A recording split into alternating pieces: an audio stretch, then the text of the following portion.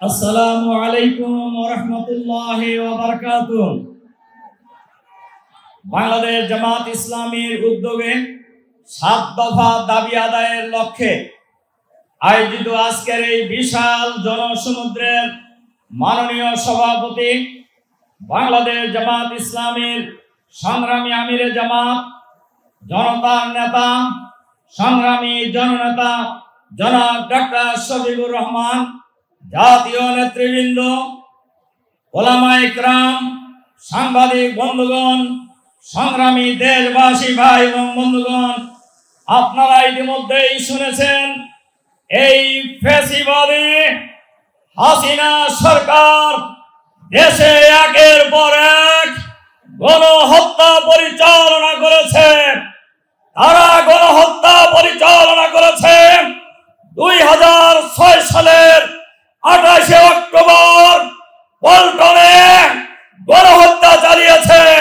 তারা গণহত্যা চালিয়েছে পিলখানার সদর দপ্তরে দেশপ্রেমিক সেনা কর্মকর্তাদেরকে হত্যা করার মধ্য দিয়ে তারা গণহত্যা চালিয়েছে। শাপলা চত্বরে 2013 সালের 5ই মে আলেম ওলামাকে নির্বিচারে গণহত্যা চালিয়ে হত্যা করা হয়েছে। তারা হত্যা করেছেন জামাত ইসলামীর আমির শহীদ আমিরে জামাত মাওলানা মতিউর রহমান নিজামী সহ জুডিশিয়াল গণহত্যার মধ্য দিয়ে জামাত নিশ্চিহ্ন করার জন্য তারা আমাদের নেতৃবৃন্দকে হত্যা করেছে। সর্বশেষ জুলাই বিপ্লবে হাজার হাজার মানুষকে হত্যা করেছে। বাংলাদেশের 18 কোটি মানুষের দাবি এই মুহূর্তে গণহত্যার বিচার করতে হবে। বিচারের নামে কোন তামাশা বাংলাদেশের জনগণ মেনে নেবে না। এখন পর্যন্ত 1 বছর চলে গিয়েছে, কোন বিচারই দৃশ্যমান হয় নাই।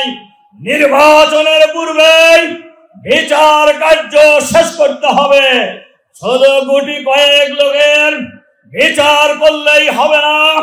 সরকারের ভিতরে বাইরে যত ফ্যাসিবাদের দোসর গণহত্যার সাথে জড়িত তাদেরকেও গ্রেফতার করে বিচারের আওতায় আনতে হবে।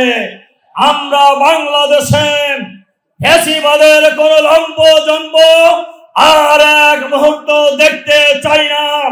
বাংলাদেশে কোন ফ্যাসিবাদী শাসন ফিরে আসতে দেওয়া হবে না। বাংলাদেশে কোন নতুন ফ্যাসিবাদ বাংলাদেশের মাটিতে আমরা প্রতিষ্ঠিত হতে দেব না। আপনারা কি এই স্লোগানের ভিত্তিতে ঐক্যবদ্ধ আছেন? আমরা বাংলাদেশে কোনো ফ্যাসিবাদ প্রতিষ্ঠিত হতে দেব না। আল্লাহ হাফেজ। বাংলাদেশ জিন্দাবাদ।